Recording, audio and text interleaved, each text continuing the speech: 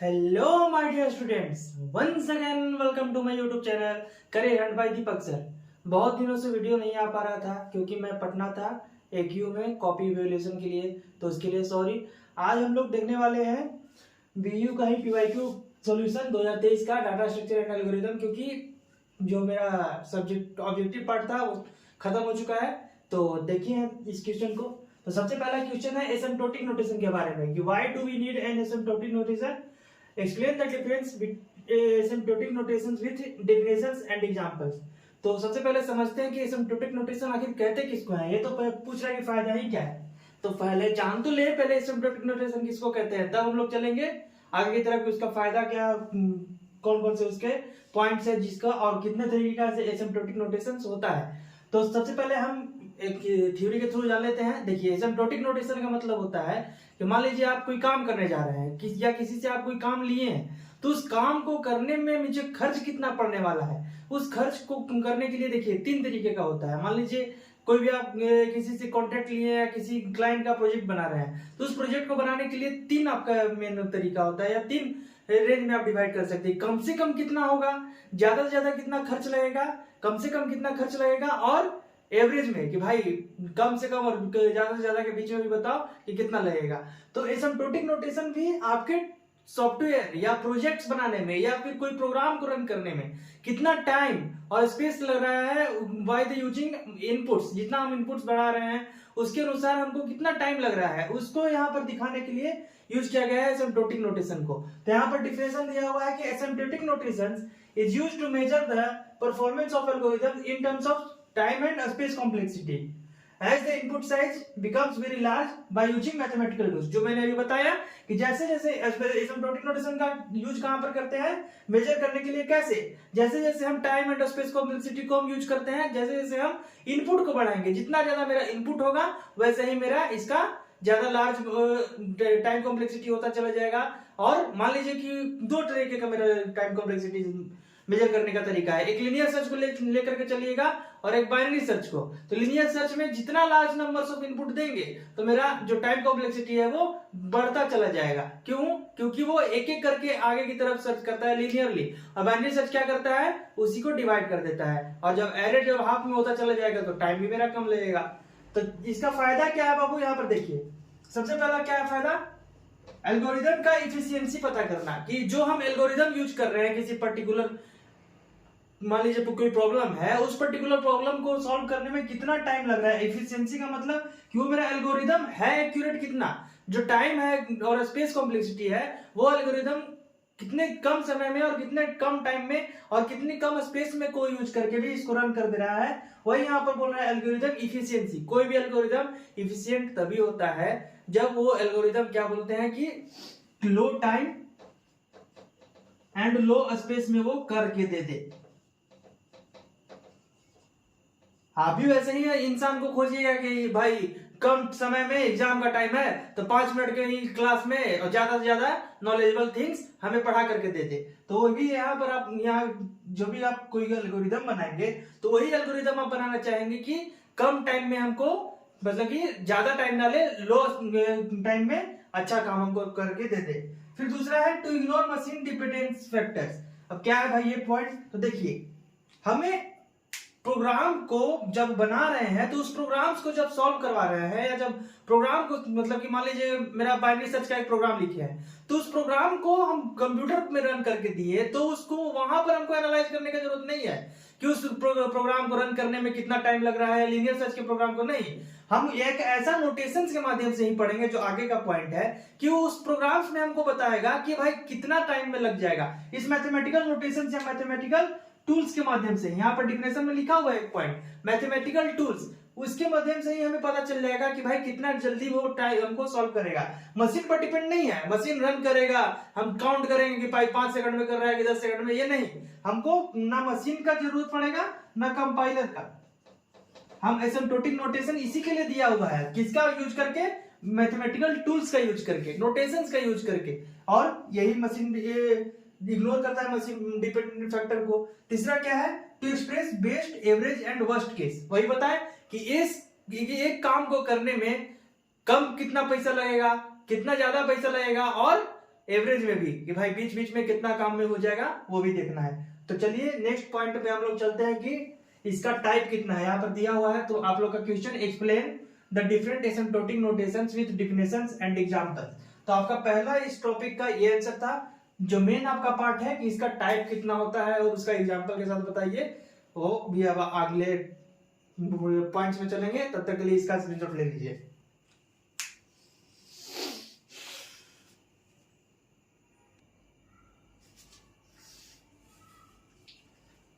तो हम लोग एसिम्प्टोटिक नोटेशंस क्या होता है और एसिम्प्टोटिक नोटेशन के क्या क्या फायदे हैं वो हम लोगों ने देख लिया।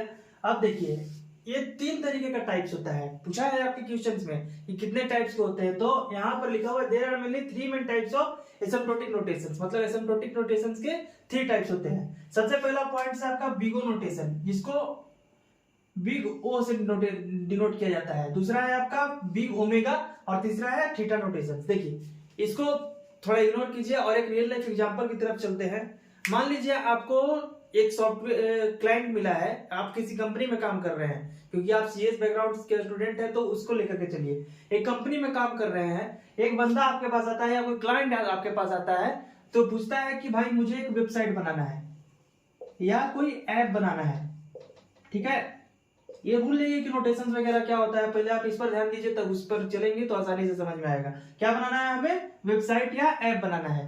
तो आते ही पूछता है सब बंदा कि कम से कम बताओ कि कितना कम में, मतलब कि वो मान लीजिए कोई गरीब होगा या अपना नया नया क्या बोलते हैं स्टार्टअप स्टार्ट किया होगा, तो उसके लिए बोल रहा है कि भाई कम से कम बताओ कि कितना हो सकता है खर्चा।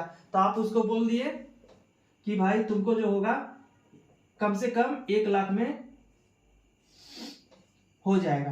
कितना, 1 लाख में कम से कम लगेगा कि एक अच्छा सा ऐप और वो मेंटेनेंस के लिए भी, तो 1 लाख में तुम्हारा काम हो जाएगा।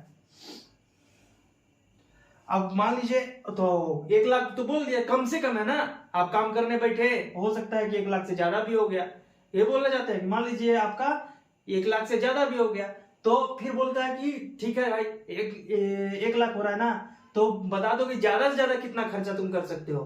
मतलब कि वो अपर बाउंड की तरफ चला गया, मतलब मैक्सिमम रेंज बताओ तुम कि कितना जा सकता है। तो आप बोल रहे हैं कि भाई कम से कम तुमको 5 लाख देना ही पड़ेगा। क्या करना पड़ेगा, 5 लाख देना ही पड़ेगा। तो 5 लाख के लिए क्या करना पड़ेगा फिर, मान लीजिए तो आपका हो गया अपर बाउंड, मतलब कि मैक्सिमम रेंज तक आप जा सकते हैं। या फिर बोलेगा कि भाई बीच बीच में बताओ ना कितना कम से कम तुम लोगे, तो आप फिर बोल देते हैं कि नहीं तुमको 2.5 लाख दे दो, हम इसमें ट्राई करेंगे काम करने के लिए। देखिए इन सब बातों का इसके रिलेटेड है। कैसे है, देखिए ये कह रहा है कि ज्यादा से ज्यादा, क्योंकि अगर बोल दिए हम, अगर मैं एक प्रोजेक्ट मैनेजर हूं और या कोई कंपनी का क्या बोलते हैं मैं प्रोजेक्ट को बनाने वाला आदमी हूं या क्लाइंट को हैंडल करने वाला हूं, तो अगर मैंने 5 लाख बोल दिया तो इस 5 लाख से ज्यादा नहीं होगा, क्योंकि ये मैक्सिमम है। वो पूछा ही है कि ज्यादा से ज्यादा तुम कितना लोगे, तो ये मेरा मैक्सिमम ही है। तो ये क्या बताता है कि वर्स्ट केस, बात को समझिए, उसको भी हम इसके साथ मैनेज करने का या इंक्लूड करेंगे। ये क्या बोल रहा है बाबू, वर्स्ट केस। वर्स्ट केस का मतलब कि बुरा से बुरा मेरा क्या हो सकता है। मान लीजिए कंप्यूटर साइंस के इंजीनियरिंग करने बैठे हुए हैं, तो बुरा से बुरा आपका क्या हो सकता है, जॉब नहीं लगेगा, तो फिर भी क्या करेंगे, कंप्यूटर साइंस वाला क्या है, वर्स्ट केस में भी वो अपना फायदा ढूंढ लेता है, कैफे खोल देगा। कैफे का मार्केट में कितना है, प्रिंटे कर लगी है, बैठ जाओगे, फॉर्म भरने के लिए बैठ जाओगे तो कुछ ना कुछ अपना कर लोगे। ऐसा नहीं होगा, सीएस बैकग्राउंड के भी बहुत अच्छे जॉब्स है, इसलिए डरने का बात नहीं है। तो यही बोल रहा है वर्स्ट केस, बुरा से बुरा कितना, मतलब कि ज्यादा से ज्यादा खर्च मेरा कितना जाएगा। फिर यहां पर है ये आपका बता रहा है बेस्ट केस। क्या बोल रहा है, बेस्ट केस, कि कम से कम में बताओ कि कितना जाएगा। और ये आपका है एवरेज, कि भाई बीच बीच में बताओ। अब इसको डिनोट करते हैं या इंक्लूड करते हैं इसके साथ। देखिए बिगो नोटेशन जो होता है वो वर्स्ट केस के साथ चलता है। किसी भी एल्गोरिथम में को सॉल्व करने के लिए ज्यादा से ज्यादा जितना नंबर ऑफ इनपुट बढ़ाते चले जा रहे हैं, तो कम मेरा मैक्सिमम जो है वो टाइम कॉम्प्लेक्सिटी कितना होगा वो बताने का काम करेगा बिगो। बिग ओमेगा जो बताता है मतलब वर्स्ट केस। बिग ओमेगा क्या बोलता है बाबू, कि आपका लो क्या बोलते हैं इसको, बेस्ट केस। बेस्ट केस इसका क्या होगा वो बताने का काम करेगा मेरा बिग ओमेगा, सॉरी। और थीटा नोटेशन जो है आपका एवरेज केस। अब इन सब को क्या कहते हैं, कैसे कैसे नोटेशन का, कैसे कैसे फंक्शन उसका ग्राफ के माध्यम से कैसे करते हैं, सो देखेंगे। अभी के लिए आप इसका स्क्रीनशॉट ले लीजिए।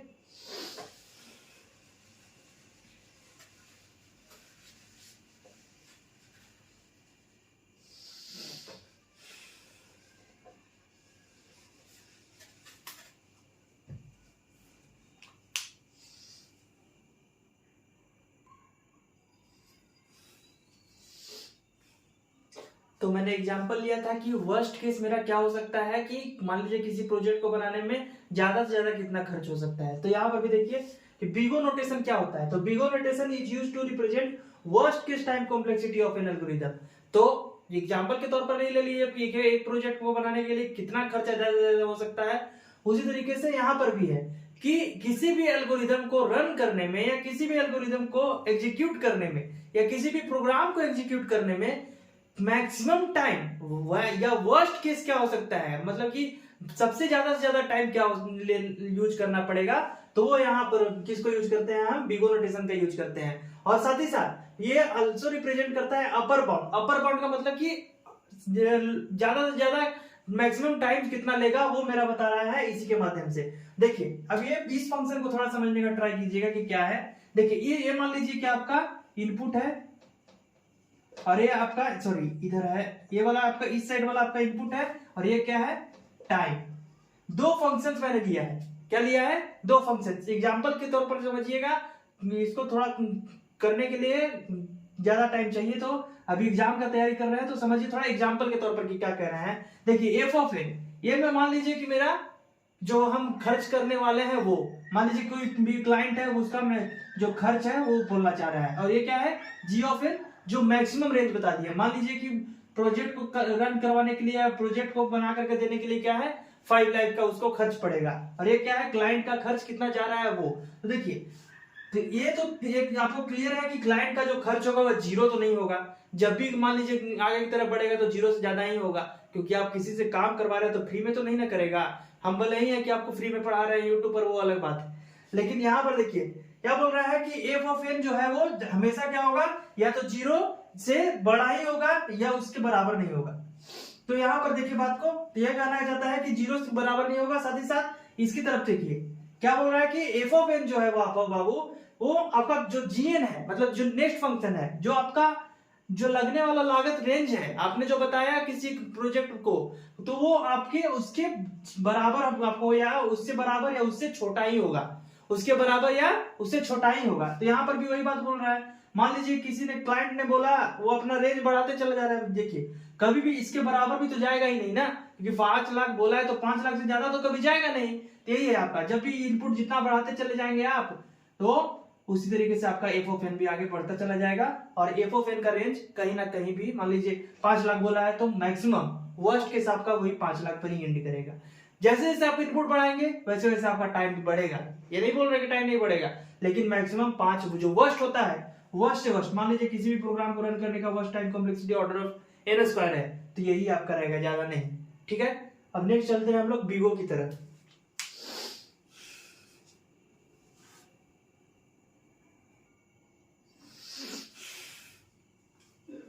तो बिगो देख लिया हम लोगों ने, अब देखते हैं बिग ओमेगा नोटेशंस का। तो देखिए बिगो ओ तो बता रहा था वर्स्ट केस कॉम्प्लेक्सिटी, उसमें थोड़ा सा एक पॉइंट छूट गया था कि भाई ओ नोटेशन में हम किस तरफ लगाए, एफएन की तरफ लगाए या जीएन की तरफ लगा। तो देखिए जो भी उसमें क्या था वो कि एफएन इज लेस देन और equals to c of g n, इस तरीके से था। तो जिधर का मुंह मतलब कि जो वैल्यू बड़ा होगा उसी की तरफ हम लोग ओ नोटेशन को लगाएंगे। तो उसके लिए और बिग ऑफ जीएन इस तरीके से आप शो कर सकते हैं। ठीक है, अब इसके लिए देखते हैं। देखिए बिग ओमेगा नोटेशन क्या बोलता है, वो किसी भी एल्गोरिथम का कम से कम, जैसे अभी एग्जांपल बताते हैं कि ज्यादा ज्यादा कितना खर्च हो सकता है, कम से कम कितना खर्च हो सकता है। तो उसी तरीके से बिग ओमेगा नोटेशन भी वही बोल रहा है कि big omega notation is used to represent best case time complexity of an algorithm. एक एल्गोरिथम को रन करने में जो बेस्ट केस होता है, कम से कम कितना खर्च होता है, वो बताने के लिए आपको क्या बोल रहा है, बिग ओमेगा नोटेशन का यूज करते हैं। ये क्या कहता है, रिप्रेजेंट करता है लोअर बाउंड। लोअर मतलब कि कम से कम, अभी बताया ना एग्जाम्पल कि कम से कम रेंज बताओ, ज्यादा ज्यादा नहीं कि भाई 5 लाख लगेगा कि 10 लाख, कम से कम बताओ ना, उसी में हम चाहेंगे कि हो जाए काम। वही यहाँ पर बोल रहा है। अब देखिए ये भी, इस ग्राफ को थोड़ा समझने का ट्राई कीजिएगा। मान लीजिए किसी ने बोला कि 1 लाख कम से कम है सर आपका खर्च, तो 1 लाख तो वो रेंज ना बोला। इनपुट साइज अगर बढ़ेगा ज्यादा से ज्यादा, मान लीजिए 50 लोगों का अगर शादी का वो न्योता दिए हैं, तो जरूरी थोड़ी ना है कि 50 लोगों को न्योता दिए तो 85 लोग खाएंगे। पर उसके भाई भौजाई आ गया, उसका कोई बेटा भी आ गया, साथ ही साथ कोई दोस्त के भी लेके आ गया, कोई हॉस्टल में रहता है, हॉस्टल का खाना बढ़िया नहीं मिला तो उठ के चल दिया बढ़िया कपड़ा पहन के रेंचो जैसा। रेंचो दास क्या बोल रहा था कि पढ़ाई के लिए या कहीं पर जाने के लिए न्योता का जरूरत नहीं पड़ता, बस कपड़ा बदलो और खाने निकलो। तो वही है यहाँ पर कि मैं वो तो रेंज बता दिया कि 1 लाख शादी में खर्च होगा, लेकिन और भी जितना ज्यादा आदमी बढ़ते जाएंगे वो अपना में कम से कम टाइम बोल रहा है बाबू। बेस्ट केस में वही बोल रहा है। जी ऑफ एन क्या बोल रहा है कि ये बताता है कि लोअर बाउंड, मतलब कि आपका इस नोटेशन का लोअर बाउंड है, और जितना आप ये आपका कभी भी इक्वल नहीं होगा। ये क्या है, मान लीजिए 1 लाख तो बोल दिया खर्च, तो 1 लाख से ज्यादा भी तो लग सकता है ना, इसीलिए हम एफ ऑफ एन को ग्रेटर रखे हैं एज कम्पेयर टू जो मेरा खर्च वाला है वो। इनपुट मेरा बड़ा होगा एज कम्पेयर टू जो मेरा खर्च होगा वो। तो यहाँ पर भी एक इक्वेशन लिखा हुआ है कि constant of g n, constant value अगर मेरा जीएन जो है वो हमेशा होगा छोटा या उसके बराबर। मान लीजिए 1 लाख बोला है तो 1 लाख में हो भी तो जाएगा, कभी कभी ऐसा भी होता है जो रेंज बताए थे उसी रेंज में हो भी गया, नहीं तो इससे बढ़ भी सकता है मेरा इनपुट साइज। वो होता है बेस्ट को बताने के लिए। अब इसका क्या होगा बाबू, तो ओमेगा किसके तरफ लगेगा, तो क्योंकि ये बताया है कि जिसका बड़ा साइज उसका तरफ जो नोटेशन है वो, तो ओमेगा आपका लगेगा एफ ऑफ एन की तरफ। ये वाला पॉइंट भी लिख लीजिएगा। अब नेक्स्ट मेरा है एवरेज के टाइम कॉम्प्लेक्सिटी, जो थोड़ा टफ है, समझने का ट्राई कीजिएगा।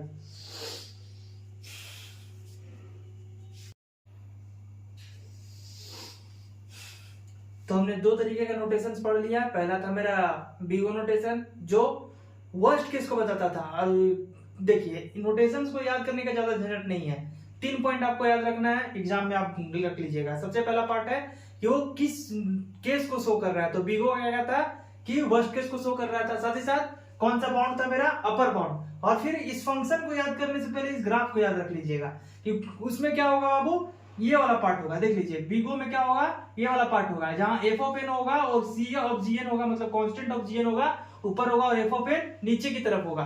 फिर बेस्ट केस में क्या बोले, ये वाला पार्ट होगा कि एफ ऑफ एन मेरा अपर में होगा और जो मेरा जीएन होगा वो नीचे की तरफ होगा। और किसको शो करता है वो, लोअर बाउंड को, और साथ ही साथ जो बेस्ट केस को शो करता है वो मेरा बिग ओमेगा करता है। अब थीटा की तरफ चलते हैं, तो थीटा नोटेशन किसको रिप्रेजेंट करता है बाबू, एवरेज केस को, इसको एवरेज केस को, और साथ ही साथ इसको जो है वो टाइट बॉन्ड। टाइट क्यों बोल रहे हैं, तो एकदम बीचों बीच बोलते हैं ना कि ना तेरा ना मेरा, बताओ कि एक्चुअल मेरा प्राइस कितना जाएगा। हाँ क्लाइंट बोल रहा है कि हम तुमको 2 लाख देंगे, हम लगे हुए हैं नहीं हम 10 लाख में हम काम करेंगे, तो फिर बोलते हैं ना कि ना आपका ना मेरा 5 लाख में फाइनल करिए। तो वही है यहाँ पर इसके लिए। मान लीजिए ये मेरा डिमांड है 10 लाख का, और ये डिमांड किए रखे हुए हैं नहीं हम 2 लाख में काम करके देंगे, तो होता ना बीच का रेंज कि नहीं भाई ना तुम्हारा ना मेरा 5 लाख। एक्चुअल में तो 5 लाख में भी नहीं होता, हो पाता है कभी कभी, कोई ऐसा केस आता है कि 5 लाख में भी नहीं हो पाता है। तो वही यहाँ पर बता रहा है थीटा नोटेशन के लिए कि जो आपका एफ ऑफ एन होगा वो या तो आपके रेंज से बराबर भी हो सकता है और नहीं तो आपके रेंज के पार भी हो सकता है, वही यहाँ पर है। तो ये देखिए इसको रिप्रेजेंट किया गया है इस तरीके से कि जो पहला फंक्शन है बाबू C1GN वो आपका क्या बोलेगा, जो है वो एफ ऑफ एन से हमेशा छोटा होगा, और दूसरा फंक्शन जो है C2GN वो एफ ऑफ एन से हमेशा छोटा होगा, सॉरी C2GN हमेशा बड़ा होगा और C1GN एफ ऑफ एन से छोटा होगा। तो इसको रिप्रेजेंट करने के लिए हम लोग करते हैं इस तरीके से, क्योंकि जो बड़ा वाला है उसको रिप्रेजेंट करेंगे तो थीटा ऑफ जीएन इस तरीके से। ठीक है, तो आज के लिए इतना ही। नेक्स्ट क्वेश्चन हम लोग चलेंगे जो आपका 2 का बी है, और 2 का बी है आपका right the worst case run time complexity of the following algorithm. सबसे पहला एल्गोरिथम है लीनियर सर्च, दूसरा है बबल सॉर्ट, तीसरा है मर्ज सॉर्ट, और चौथा है आपका पुश ऑपरेशन इन स्टैक। तो इन चारों क्वेश्चंस को देख करके हमको चलना है। तो इस क्वेश्चन का स्क्रीनशॉट ले लीजिए।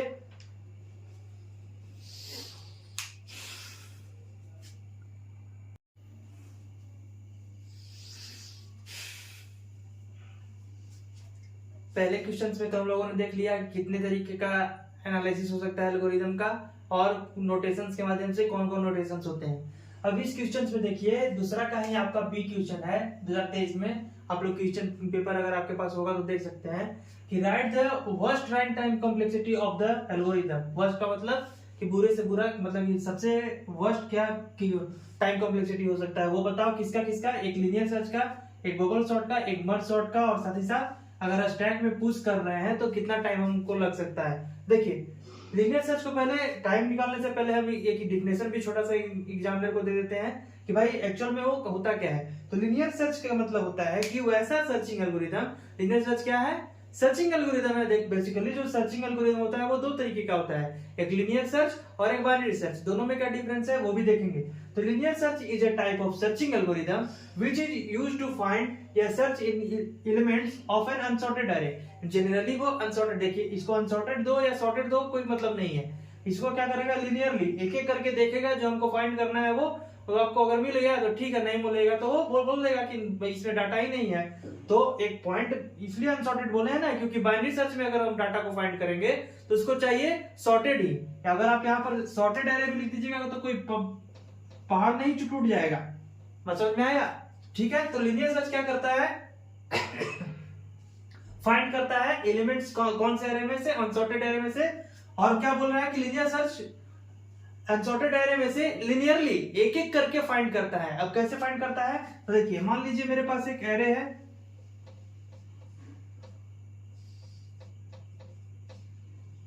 ये है मेरे पास एरे, ठीक है। अब मान लीजिए इसका 3 केस लेते हैं, एक बेस्ट, एवरेज और वर्स्ट। बेस्ट से बेस्ट क्या हो सकता है कि भाई हमको फाइंड करना है 10, मतलब कि सर्च करना स्टार्ट ही किए और फर्स्ट ही एलिमेंट हमको मिल गया तो 10 फाइंड करना है। तो देखिए जैसे ही सर्च इसमें ट्रेवर्स किया और पहला एलिमेंट को देखा तो क्या 10 वो 10 इक्वल के बराबर है, हाँ है, तो पहले ही केस में आपको मिल गया, तो भाई ये सही बात है। तो ये हो गया आपका बेस्ट केस। वर्स्ट केस क्या होगा बाबू, कि पूरे एरे को देख लिए तो या तो सबसे लास्ट में मिला या फिर कहीं पर मिला ही नहीं। मान लीजिए आपको कोई बोल रहा है 9 फाइंड करके दो, तो क्या करोगे आप, 9 को देखोगे सबसे पहले 10 से। लिनियर सर्च कैसे काम करता है कि की को मैच करता है एरे के इंडेक्स के साथ एक एक करके, और एक एक करके वो ट्रेवर्स करते चला जाता है और एक एक करके देखता है। तो क्या टी का की जो की मेरा वैल्यू है, की का मतलब को जो फाइंड करना है, तो मान लीजिए मेरा की का वैल्यू क्या रखे हैं हम 9, कि 9 जो है वो 10 के इक्वल है, तो नहीं, तो आगे की तरफ बढ़ो। फिर क्या जो 8 है वो 10 के इक्वल है, नहीं, आगे की तरफ बढ़ो। 12 है, नहीं, आगे बढ़ो। 13 है, नहीं, आगे बढ़ो। 9 है, तो हाँ, देख रहे हो सबसे लास्ट में इसको जाकर के मिला, तो क्या होगा, इसका जो वर्स्ट केस हो जाएगा, मतलब कि जितना एलिमेंट उतना टाइम, तो n टाइम्स ना है क्योंकि n है, क्योंकि एरे में हम लोग जानते हैं कि एरे जो होता है मेरा n तक लेता है, तो ये यहाँ पर order of n। Average case क्या होगा बाबू, कि इसके कहीं पर बीच में भी मिल सकता है। मान लीजिए हमको 12 लेना है, तो 10 नहीं मिला, 8 नहीं मिला, 12 हाँ मिलेगा, तो बीच में। तो जनरली जो लीनियर सर्च का जो टाइम कॉम्प्लेक्सिटी होता है वो ऑर्डर ऑफ n होता है। कैसे होता है, एक छोटा सा सोर्स ऑफ कोड यहाँ पर लिखेंगे तो उसके माध्यम से, तब तक के लिए इसको स्क्रीनशॉट ले लीजिए।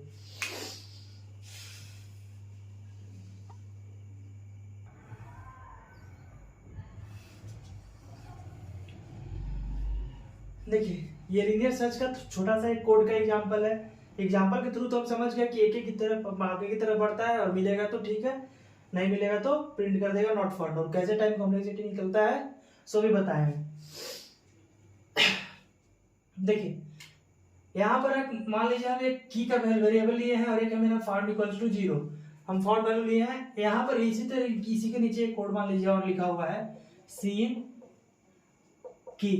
देखिए सी प्लस प्लस में इनपुट के लिए सी इन का यूज करते हैं, आउटपुट के लिए सी आउट का यूज करते हैं। ये ऑब्जेक्ट्स है आईओ स्ट्रीम का, ये क्लास में हम लोग देखे होंगे। देखिए एक की वैल्यू मान लीजिए एक एरे बनाए थे, इससे पहले इस प्रोग्राम को रन करने से पहले एरे भी बनाना पड़ता, मतलब कि इस कोड को हम मान चुके ये एल्गोरिथम है मेरा लीनियर सर्च का, और बेसिकली यही कोड हम लिखते हैं। और आगे की तरफ तो हम लोग जानते ही हैं क्योंकि डीएसए पढ़ रहे हैं, तो डीएसए पढ़ने से पहले एरे में कैसे डाटा को इंसर्ट करते हैं वो भी आप देखे होंगे। तो मान लीजिए कि एक मेरा एरे है,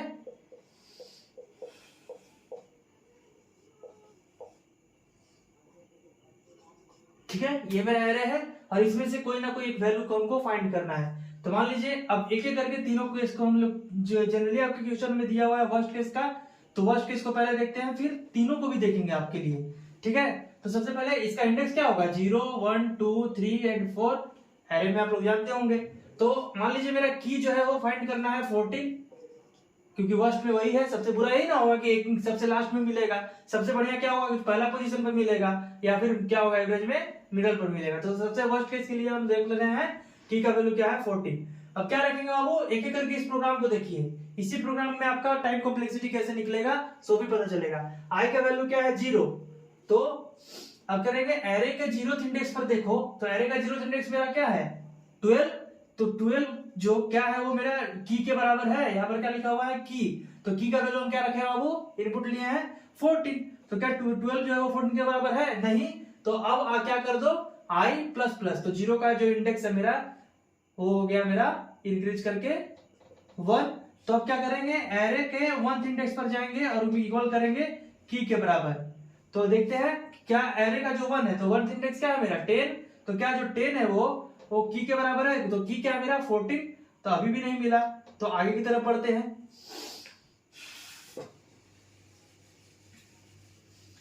जो लास्ट इंडेक्स था मेरा 1, तो 1 प्लस प्लस करेंगे तो क्या हो जाएगा 2, तो 2 पर जैसे ही गया तो देखिए, तो क्या एरे का जो सेकंड इंडेक्स है वो की के बराबर है, तो एरे का सेकंड इंडेक्स क्या है 13 और मेरा की एलिमेंट क्या है 14, तो अभी भी नहीं मिला। फिर से i प्लस प्लस करेंगे तो 2 प्लस 1 हो जाएगा मेरा 3, तो जो क्या देखेंगे थर्ड पर क्या है मेरा 8, वो भी 14 के बराबर नहीं है। फिर आगे की तरफ बढ़ेंगे तो हो जाएगा 14 इक्वल्स इक्वल्स, मतलब 3 को हो गया यहाँ पर प्लस 1 बराबर 4, तो 14 इक्वल्स इक्वल्स 14, तो हाँ, तो देखिए इस एलिमेंट को फाइंड करने के लिए, लास्ट वाले एलिमेंट को फाइंड करने के लिए कितना ट्रेवर्स करना पड़ा, दिख रहा है आपको, इस प्रोग्राम में ही nth टाइम तक हमको जाना पड़ा, क्योंकि लास्ट एलिमेंट को फाइंड करने के लिए nth टाइम तक। अब मान लीजिए यही 14 की जगह पर 15 फाइंड करने के लिए बोलता, तो 14 भी नहीं मिला, लास्ट में क्या होता, तो यह भी प्रोग्राम नहीं रन कर पाता, और फॉन्ट का वैल्यू यहाँ पर 0 था तो यहाँ पर कर देता नॉट फॉन्ट, तो फॉन्ट 0 जो है वो उसको नॉट करेंगे तो क्या हो जाएगा, 0 का अगर नॉट करेंगे तो 1 करेगा, और इस एलिमेंट को, इस स्टेटमेंट को प्रिंट कर देगा एलिमेंट नॉट फाउंड। तो बेसिकली प्रोग्राम यही है कि क्या कह रहा है, nth टाइम तक हमको पूरे इंडेक्स एरे को चेक करना पड़ा, तब जाकर के हमको मिला, जब वर्स्ट केस के लिए देखेंगे।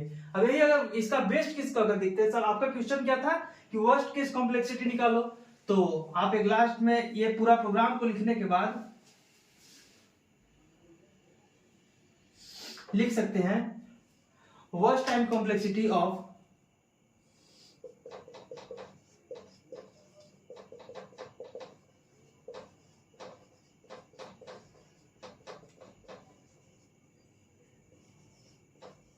linear search is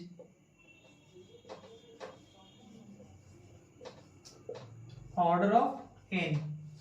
सब आगे की तरफ देखिए, बेस्ट किसके, ये तो मेरा हो गया, इसका स्क्रीनशॉट ले लीजिए, फिर हम आगे चलते हैं। अब देखिए ये तो मेरा हो गया वर्स्ट केस के लिए। अब इसका मान लीजिए बेस्ट केस का बोलेगा तो क्या क्या वैल्यू आएगा बाबू, तो बेस्ट केस क्या हो सकता है, सबसे बढ़िया से बढ़िया कि पहले बार हम गए थे और पहले के जो लाइन में लगे वहीं पर हमको रसगुल्ला मिल गया, क्या मिल गया, रसगुल्ला, काला जामुन। तो वही बोल रहे हैं यहाँ पर, देखिए पहला इंडेक्स है आपका 12, मतलब सॉरी 0 है, 0th इंडेक्स है, और आपको फाइंड करना था की इक्वल्स टू डाल दिए हम 12, ठीक है, की का वैल्यू डाल दिया 12, और जैसे ही हम एरे के 0th इंडेक्स से स्टार्ट किए वहीं पर हमको मिल गया 12, मतलब कि पहले इंडेक्स पर ही। तो इसका बेस्ट केस जो होता है बाबू वो क्या होता है, सॉरी ऑर्डर ऑफ 1, ठीक है। और एवरेज केस का बात करें तो इसका एवरेज केस वही होगा ऑर्डर ऑफ 1, क्योंकि आगे की तरफ बढ़ेंगे तो आपका इंडेक्स यहाँ पर भी मिल सकता है, यहाँ पर भी मिल सकता है, एवरेज में यहाँ पे भी हो सकता है, या फिर सबसे लास्ट में भी हो सकता है। एवरेज का कोई ऐसा बाय डिफॉल्ट नहीं होता, इसलिए आप इसको भी ऑर्डर ऑफ n ही लेकर के चल सकते हैं। तो चलिए इसको आप लोग उतारिएगा, फिर आगे हम लोग चलते हैं बबल सॉर्ट की तरफ।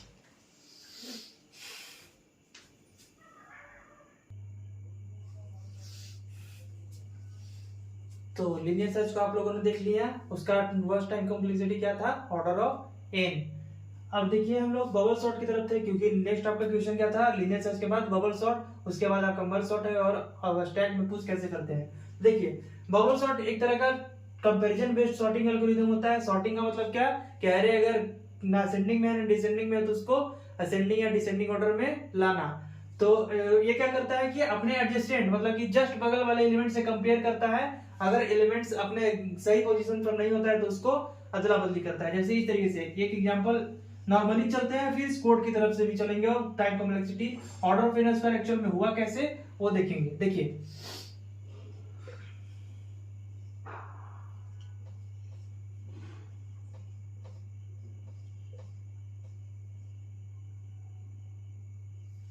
देखिए इस तरीके से है मेरा। तो सबसे पहले एलिमेंट्स को हम बबल बनाते हैं। क्या करते हैं, क्योंकि नाम ही है तो इसको बबल बना लेते हैं। अब कंपेयर करेंगे बाबू कि क्या जो मेरा बगल वाला एलिमेंट है, जो फर्स्ट एलिमेंट है उसको हम मैक्सिमम मान लिए। अभी जो बगल वाला जो एलिमेंट है उससे कंपेयर की कि क्या वो बड़ा है, तो हाँ है, दिख रहा है 22 जो है वो 20 से बड़ा है। तो इसको स्वैप करेंगे और इस तरीके से लिख देंगे 20, 22, 23, 10 और 11। अभी के लिए मेरा बबल यही है और 23 के से हम कंपेयर करेंगे। क्या 22 जो है वो 23 से बड़ा है, तो नहीं है। तो क्या करेंगे, जो बबल है वो उसको दे देंगे। तो 20, 22, 23, अब बबल इसके पास आया 10 और 11। अब क्या हुआ, 23 से कंपेयर किए 10 को कि क्या वो बड़ा है, तो हाँ 23 बड़ा है, तो स्वैप कर दो।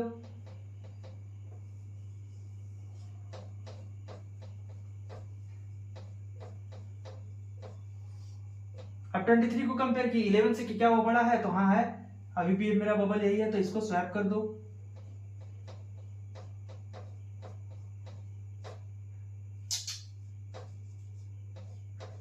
इस तरीके से।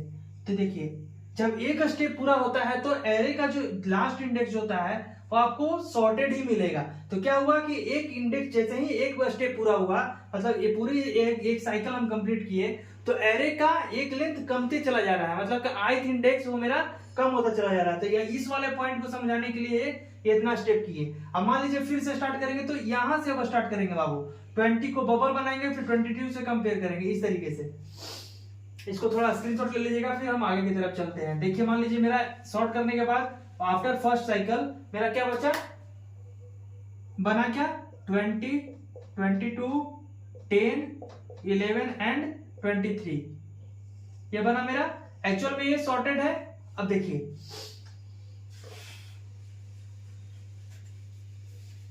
अब फिर से यहां से स्टार्ट करेंगे, 20 मेरा बबल बनाएंगे और कंपेयर करेंगे 22 से कि क्या बड़ा है, तो नहीं 20 ही बड़ा है। तो 20 को यहीं पर रहने दोगे, बबल इसको दोगे 10, 11 एंड 23। अब 22 को कंपेयर किए 10 से कि क्या बड़ा है, तो हाँ 22 बड़ा है। तो 10 को इससे रोटेट किए और 22 को यहां पर रख दिए, 11 एंड 23।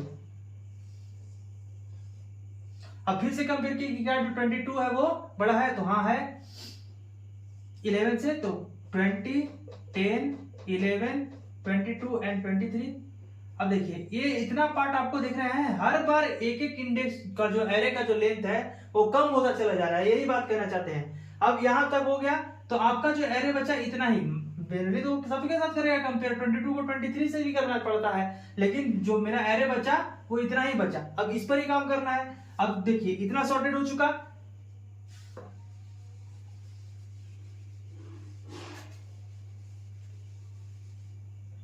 अब फिर से सेकंड थर्ड साइकिल क्या होगा, 20, 10, 11, 22 एंड 23। अब 20 मेरा है, 20 को कंपेयर करेंगे 10 से, क्या वो बड़ा है, तो हाँ है। तो 10, 20, 11, 22 और 23, इसको बबल बनाए। अब इससे कंपेयर किए 11 से, तो क्या है 10, ये बड़ा है तो स्वैप करना पड़ेगा 11, 20, 22 और 23, इतना हो गया। अब ये मेरा सॉर्टेड आंसर मिला। देखिए इसको करने के लिए दिख रहा है पूरे के पूरे एलिमेंट्स को n टाइम्स करना पड़ रहा है और साथ ही साथ इस एरे को भी पूरा करना पड़ रहा है। अभी इस एग्जांपल से ही समझ लेते हैं कि कैसे हो रहा था। एक और दूसरा एग्जांपल लेते हैं हम लोग और इस कोड के माध्यम से चलते हैं। देखिए जनरली जो मेरा कोड होता है ये बबल सॉर्ट का ही कोड है, एल्गोरिथम जो मेरा बबल सॉर्ट है। देखिए यहाँ पर इस एरे को कंप्लीट n-1 मतलब कि वही है कि जो मेरा एरे है उससे एक कम, तो मान लीजिए ये एक कम तो वही बराबर है n के बराबर ना। और ये जो आपका सेकंड वाला है हर बार एक एक कम होता चला जा रहा है, लेकिन ये भी n टाइम्स ही चल रहा है, तो ये भी मेरा n टाइम्स। और वर्स्ट केस अगर हुआ को पूरा का पूरा अनसॉर्टेड में ही दे रखा है, तो वर्स्ट केस तो पूरा का पूरा आपको हो जाएगा n into n n square. तो इसीलिए इसका टाइम कॉम्प्लेक्सिटी कहते हैं ऑर्डर ऑफ n स्क्वायर। अभी इस प्रोग्राम के माध्यम से समझते हैं कि वो कैसे काम करता है। एक फेज ही चलेंगे तो आपको क्लियर हो जाएगा। मेरे पास एलिमेंट जो है वो मान लीजिए 12 है, 11 है, फिर है 23, 20 और 24।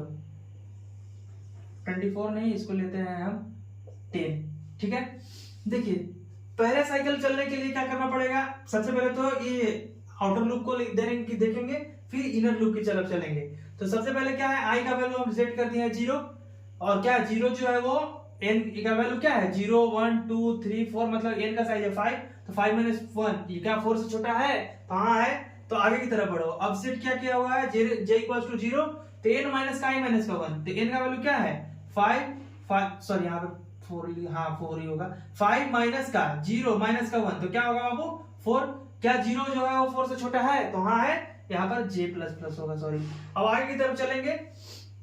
एरे का जो जेथ इंडेक्स है, जेथ इंडेक्स क्या है 0, एरे का क्या है 0th इंडेक्स पर देखिए कंपेयर कीजिए कि क्या एरो का वो जो 1 इंडेक्स है उससे बड़ा है, तो देखिए 12 जो है वो 11 से बड़ा है, तो हाँ है। तो इतना जो आपका कोड है बाबू, ये आपका किसके लिए है, स्वैप के लिए है। बात समझिएगा, ये आपका स्वैप के लिए है और ये आपका कंपैरिजन के लिए है, और ये आपका नंबर ऑफ पासेस कितना बार चलेगा उसके लिए है। ठीक है, तो ये आपका स्वैप, ये कंपैरिजन, और ये आपका दूसरा जो आउटर लूप है वो मेरा नंबर ऑफ पासेस के लिए। तो देखिए एरे का जो 0th इंडेक्स है, क्या वो एरे के 1 से क्या है बड़ा है, तो हाँ देखिए 12 जो है वो 11 से बड़ा है, तो क्या करेगा टेम्पररी में डाल देगा एरे का j, तो j क्या है मेरे पास 12, फिर क्या करेगा एरे के j में डाल दो एरे का j+1, तो j+1 क्या है 11, तो एरे के 0 इंडेक्स पर कर दिया 11, फिर एरे का j+1 मतलब 0+1 में डाल दो टेम्पररी, तो टेम्पररी का वैल्यू क्या हो गया था यहाँ पर 12, तो एरे का j+1 में कर दिया 12। अब मेरा बचा एरे इस तरीके से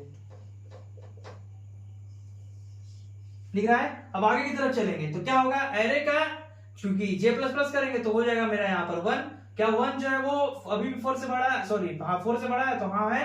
तो फिर से आगे की तरफ चलेंगे, अब कंपेयर करेंगे क्या 12 जो है 23 से बड़ा है, तो नहीं है, तो फिर आगे की तरफ j बराबर बढ़ जाएगा। इसी तरीके से कंपेयर करते करते करते करते ये एक बार काम करेगा, फिर से आगे बढ़ेंगे तो सेकंड पास पे जाएंगे तो उसके लिए सॉर्ट करेगा, फिर से आगे, इसीलिए बोल रहा है ये भी मेरा n टाइम्स चल रहा है और ये भी मेरा जितना बार रहेगा वो n टाइम्स होगा, तो टोटल का टोटल इसका worst time complexity order of n square होगा। अगर ऑब्जेक्टिव में आप लोग का क्वेश्चन आता है कि बबल सॉर्ट में बेस्ट केस कब होता है, तो एरे अगर आपको सॉर्टेड ऑर्डर में मिला, सॉर्टेड ऑर्डर बोलो कि भाई सारा का सारा असेंडिंग या डिसेंडिंग ऑर्डर में दिया, तो वो आपका पूरा का पूरा एरे क्या होगा बेस्ट केस में होगा। ठीक है, अब हम लोग चलते हैं मर्ज सॉर्ट की तरफ, इसको थोड़ा क्लीन कर लेते हैं, या फिर इसी को स्क्रीनशॉट ले लीजिए अपने समझने के लिए अनुसार।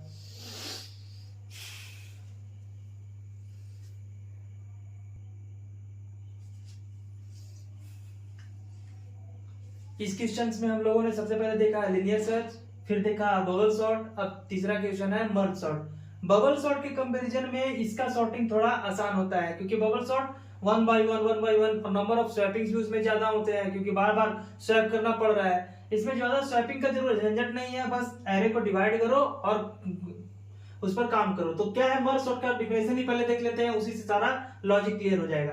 तो मर्ज सॉर्ट एक तरह का सॉर्टिंग एल्गोरिथम है जो किस पर बेस्ड है बाबू, डिवाइड एंड कॉन्कर। डिवाइड मतलब कि एरे को डिवाइड करो, कॉन्कर का मतलब सॉर्ट करो, फिर उसको मर्ज करो।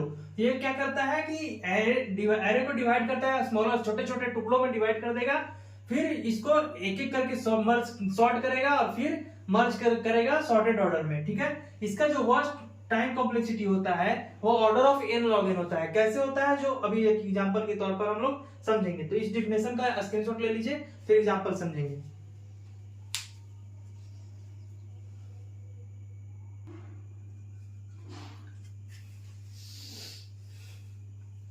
देखिए इसको एक एग्जांपल के तौर पर हम लोग मर्ज सॉर्ट में सॉल्व करते हैं। तो मर्ज सॉर्ट क्या करता है, इस एरे को दो पार्ट्स में डिवाइड करता है, या तो आप इस 3 में और 2 में डिवाइड करिए, या तो फिर आप 2 में और 3 में डिवाइड करिए, आपके ऊपर है। जनरली इसको सॉल्व करने के लिए वही mid plus 1 division by sorry start plus end division by 2 से आप लोग कर सकते हैं। तो स्टार्टिंग इंडेक्स क्या है 0 और इंड इंडेक्स क्या है 4, डिविजन बाय 2 करोगे तो क्या हो जाएगा 4/2 इक्वल टू 2, मतलब 2 इंडेक्स से हम इसको तोड़ेंगे। तो मान लीजिए एक तरफ हम लोग 20 और 12 को रखते हैं और फिर जो 2 इंडेक्स से मेरा ब्रेक हुआ है 28, 36 और 10। अब देखिए जिसको कब तक तोड़ना है, जब तक इसका सिंगल यूनिट नहीं हो जाता है। मर्ज सॉर्ट का सबसे पहला काम ही है डिवाइड्स द एरे इनटू सब पार्ट्स, एकदम इंडिविजुअल छोटा छोटा टुकड़ा कर देना है, तोड़ तोड़ के एकदम अलग कर देना है। तो इसको तोड़ेंगे तो क्या बचेगा बाबू 20 और 12, और इसको जब ब्रेक करेंगे तो एक साइड मान लीजिए मेरा 28 होगा, एक साइड होगा 36 और साथ में 10। अब ये तो पूरा पार्ट हो गया, तो इसको उसी तरीके से रखेंगे 20, 12, 28, फिर आपका होगा एक तरफ 36 और ये आपका होगा 10। तो देखिए बाइनरी सर्च भी जब आप लोग पढ़ रहे होंगे तो जब ब्रेक कर रहा है एरे को, तो एरे को ब्रेक करने में ही आपका जो टाइम लगता है वो होता है आपका log n। तो इस पार्ट को करने के लिए आपको लग गया log n। अब देखिए अब एक एक करके सॉर्ट करना पड़ेगा, दिख रहा है, इन सबको सॉर्ट करना पड़ेगा और सारे के सारे एलिमेंट्स को सॉर्ट करना है एक एक करके पूरे को। तो ये आपका कितना n एलिमेंट्स है तो आपको n टाइम्स लगेगा, तो इसका लग गया n। तो देखिए ब्रेक करने के लिए मतलब डिवाइड करने के लिए आपको कितना लगा ऑर्डर ऑफ log n, और जिसको सॉर्ट करने के लिए ऑर्डर ऑफ n। तो वर्स्ट केस जो आपका होता है इन दोनों को अगर मर्ज करिएगा तो order of n log n। इस तरीके से आपका आता है वर्स्ट टाइम की कॉम्प्लेक्सिटी। अब देखिए एक एक करके जब मर्ज करेंगे और सॉर्ट करेंगे तो क्या होगा, एक एग्जांपल यहीं पर ही देख लेते हैं। 20 और 12 को जब करेंगे तो क्या हो जाएगा 12 और 20 एक तरफ, 28 तो अलग था ही, और फिर क्या होगा 36 और 10 को जब करेंगे तो 10 और 36।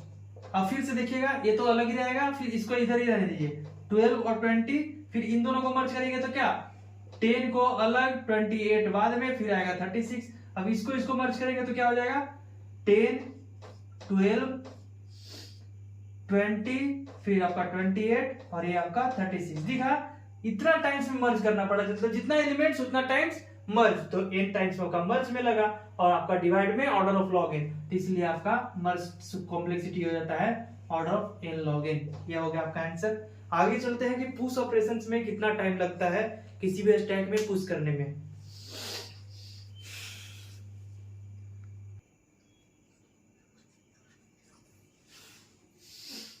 ये इस क्वेश्चन का आज लास्ट टॉपिक है और ये आज के वीडियो का भी लास्ट टॉपिक है।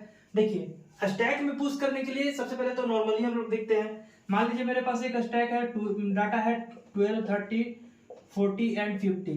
देखिए सबसे पहले क्या करता है बाबू कि स्टैक में पुश करने से पहले देखता है कि क्या मेरा स्टैक जो है वो फुल तो नहीं है। फुल का कंडीशन क्या होगा कि अगर टॉप का जो वैल्यू है वो n-1 या मैक्सिमम -1 जो भी आपको रखना चाहे उसके बराबर तो नहीं है। तो ये मेरा स्टैक है एम्प्टी, क्या करेगा 12 है, टॉप का भी इंडेक्स क्या है मेरा, क्योंकि खाली होता है तो वो टॉप का वैल्यू होता है -1, तो नहीं है भाई मैक्स के बराबर या n के बराबर, तो क्या हो जाएगा ये कर देगा टॉप को वैल्यू को इंसर्ट। फिर इंसर्ट करना होगा तो क्योंकि स्टैक क्या है लास्ट इन फर्स्ट आउट, तो 12 को जब इंसर्ट कर दी तो उसके ऊपर ही नेक्स्ट एलिमेंट को इंसर्ट करेंगे, तो फिर 20 होगा, फिर टॉप का वैल्यू सिर्फ बढ़ाते चले जाओगे, टॉप 0 से हो जाएगा 1, फिर टॉप का वैल्यू इंक्रीज करोगे, टॉप का वैल्यू हो जाएगा 2, तो यहाँ पर हो जाएगा 30, फिर होगा 40, टॉप का वैल्यू इंक्रीज करेगा, फिर लास्ट में हो जाएगा 50। तो क्या करता जा रहा है, बार बार सिर्फ टॉप का वैल्यू इंक्रीज कर रहा है, कंडीशन तो चेक करेगा ही, लेकिन साथ साथ टॉप का वैल्यू इंक्रीज कर रहा है और आगे की तरफ बढ़ रहा है। तो ये यहाँ पर the push operation in a stack is used to insert an element at the top of the stack. मतलब स्टैक के किसी भी स्टैक में अगर एलिमेंट को इंसर्ट करना है तो हमेशा टॉप पर ही इंसर्ट होता है, और इसका टाइम कॉम्प्लेक्सिटी क्या है ऑर्डर ऑफ 1। क्यों हुआ, क्योंकि सिर्फ इसको टॉप का वैल्यू को इंक्रीज करो, आगे बढ़ो और डाटा को डालते चले जाओ, पुश करवाते चले जाओ। तो यहाँ पर क्या बोल रहा है, एक प्रोग्राम के माध्यम से भी देख लेते हैं कि एक फंक्शन है मेरे पास, पुश नाम का फंक्शन है जो किसी भी वैल्यू को इंसर्ट करवाना चाहता है। मान लो सबसे पहले 12 को इंसर्ट करवाना है तो 12 ले लिए। अभी के लिए जब शुरुआत जब हो रहा है तो टॉप का वैल्यू क्या है मेरा -1, क्योंकि जब बॉटम पर होता है तो क्या होता है वैल्यू टॉप का -1, क्या है वो ये मैक्स के बराबर है तो नहीं, तो फिर यहाँ पर आओ और क्या करो पहले टॉप के वैल्यू को इंक्रीज करो, तो -1 से मेरा टॉप हो गया 0, और क्या कर दो, स्टैक के टॉप में डाल दो वैल्यू को। तो जो वैल्यू मेरे पास क्या था 12, तो स्टैक के टॉप में डाल दिए। फिर से चेक करेंगे कि क्या जो मेरा टॉप का वैल्यू है मैक्स माइनस 1 है। मैक्स का मतलब साइज, मैक्स का मतलब साइज, और साइज मेरे पास है 5, 5 माइनस 1 मतलब कि 4। तो टॉप का वैल्यू क्या हो गया मेरा 1, सॉरी टॉप का इंडेक्स जो हो गया मेरा 1। अब क्या 1 मेरा, सॉरी 0 ना, 0 जो है वो 4 के बराबर है तो नहीं, तो फिर यहाँ पर क्या करेगा, 0 को कर देगा 1 और स्टैक के टॉप में डाल देगा, मतलब स्टैक के 1th इंडेक्स पर डाल देगा जो वैल्यू होगा मेरा नेक्स्ट 20 उसको। इसी तरीके से आगे इंसर्ट करते चले जाएगा। तो क्या करना पड़ रहा है, सिर्फ टॉप के इंडेक्स को चेक कर, इंक्रीज कर रहे हैं। तो यहाँ पर किसी तरह का ना लूप है ना कुछ है, सिर्फ एक कांस्टेंट वेरिएबल आ रहा है, इसलिए इसका हम ले रहे हैं ऑर्डर ऑफ 1। अब आज के लिए इतना ही। तो मेरा क्लास कैसा लगा आप लोग जरूर बताइएगा। देखिए थोड़ा लेंथी वीडियो हो गया है, हो सकता है 50 मिनट या 45 मिनट का आपको दिखा रहा हो, तो घबराने का नहीं है, क्योंकि अगर एक ये सब प्रोटीन नोटेशन बताया तो तीनों टाइप का बता दिया है। जरूरी नहीं है उतना एग्जाम में लिखना, आपको सॉल्यूशन भी दे देंगे, पीडीएफ में आपको सॉल्यूशन भी जाएगा। तो जरूरी नहीं है कि उतना लिखोगे ही, लेकिन आपको एक तरीके से हिंट दे दिया उसके पूरे बारे में। जैसे लीनियर सर्च का था, तो लीनियर सर्च का एक कोड के माध्यम से हम लोग समझाने में थोड़ा ज्यादा बड़ा हो गया। फिर बबल सॉर्ट का भी कोड का माध्यम से थोड़ा ज्यादा समझाने में हो गया। फिर पुश को भी देख रहे हैं आप लोग, कोड के माध्यम से समझा रहे हैं। तो आपको एग्जाम में इतना काफी है, अगर इतना पढ़ ले रहे हैं मतलब कि एक तरह से समझिए कि पूरा सिलेबस ही कवर हो रहा है। तो मेरा पीवाईक्यू सॉल्यूशन करवाने का पहले भी मतलब ये नहीं था कि आए लिखवाए चलते बने, नहीं, आपको पूरा डिटेल्स, अगर आपने पहले सिलेबस को नहीं कवर किया है तो इसी एक वीडियो में आपको पूरा सिलेबस भी कवर हो सकता है। पीवाईक्यू सॉल्यूशन के आगे भी कई तरीके ऐसे क्वेश्चंस हैं जो आपको पूरा का पूरा ओवरऑल सिलेबस ही कवर करके दे देगा। तो नेक्स्ट वीडियो में हम लोग देखेंगे कि एक्चुअल में आपको जो एग्जाम होने वाला डाटा स्ट्रक्चर एंड एल्गोरिथम या बीटेक 3rd सेमेस्टर का, तो उसमें कौन कौन से टॉपिक्स ज्यादा इंपॉर्टेंट है और कौन से टॉपिक्स आपको ज्यादा ध्यान देना है। तो आज के वीडियो में इतना ही। बने रहिए हमारे YouTube channel career and by Deepak sir. Thank you so much. Subscribe कीजिए, अपने दोस्तों के साथ शेयर कीजिए, लाइक्स कमेंट करते रहिए और अपना प्यार हमें देते रहिए। और इन क्वेश्चंस में और भी कोई डाउट्स हो या कोई टॉपिक लग रहा हो कि ये टॉपिक हमें नहीं आ रहा है, तो कमेंट बॉक्स में लिखिए, आपका हेल्प मैं जरूर करूंगा। धन्यवाद।